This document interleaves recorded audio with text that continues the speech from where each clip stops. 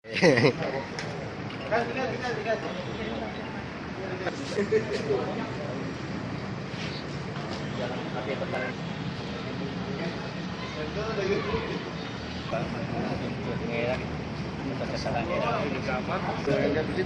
Bang, karena satu Biar nggak sama hilang.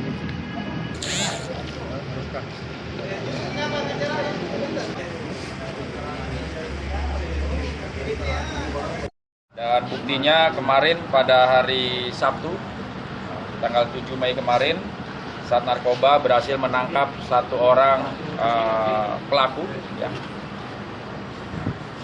yang diduga mengedar narkoba di kota Makassar ini.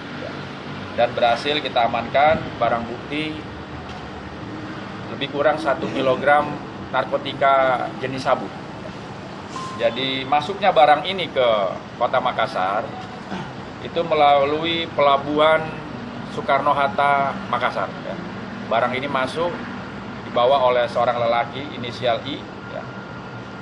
Kemudian dimasukkan barang itu ke dalam knalpot, ya, knalpot seperti ini. Ya, seperti ini.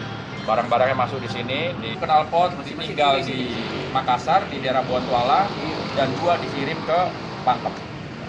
Dan pada tanggal 7 kemarin, hari Sabtu, ini berhasil kita amankan seluruh barang bukti lebih kurang narkotika jenis sabu 1 kg, beserta uang 15 juta dan beberapa alat handphone. Ya, ini berhasil kita amankan.